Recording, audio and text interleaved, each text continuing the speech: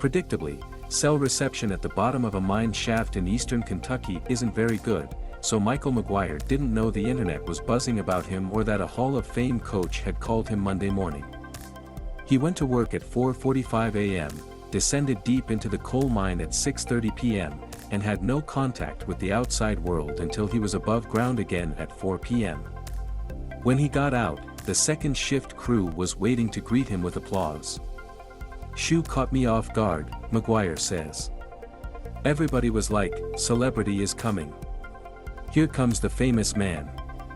I had no idea what was going on." The explanation was even more confusing. John Calipari saw a photo that went viral on social media, a soot-covered McGuire rushing to take his 3-year-old son from a shift in the mines to Kentucky's Blue-White game. Pikeville on Saturday, and now the coach wanted to meet him. In fact, Calipari wanted to host McGuire and his entire family as VIP guests for a basketball game at Rupp Arena this season. McGuire thought he was joking until his supervisor gave him a sticky note saying that Fox News had called and asked for an interview. "Thank you everyone for your incredible response to this. Nobody can rally like #BBN. His wife, Molly, was anxiously at home on the phone, waiting for his call.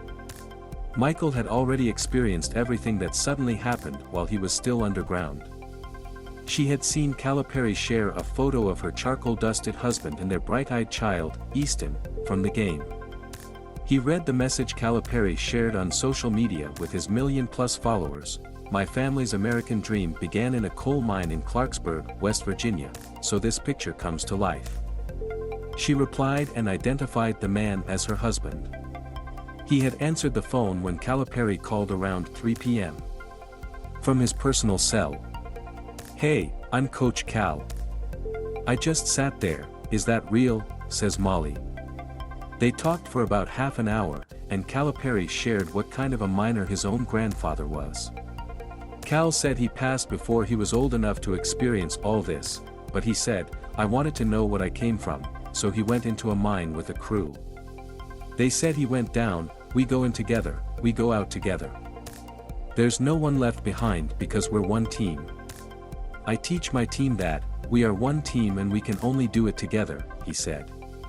Just to know that a popular person would take the time to do something like that is incredible. He couldn't quite stand the expectation of seeing Michael learn all this.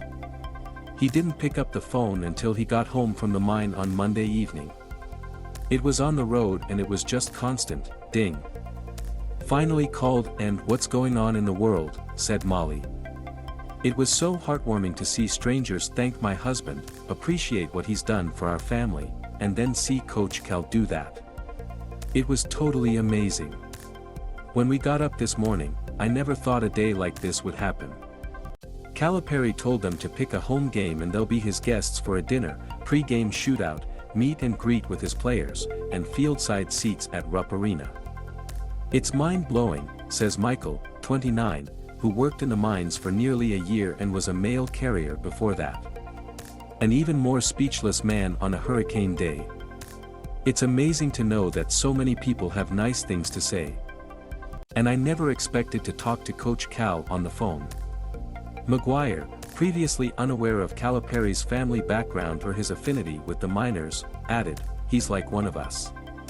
Calipari brought his team to Pikeville over the weekend and held their annual preseason rush, normally at Rupp, at the Appalachian Wireless Arena to raise money for families in the devastating flood-affected area this summer.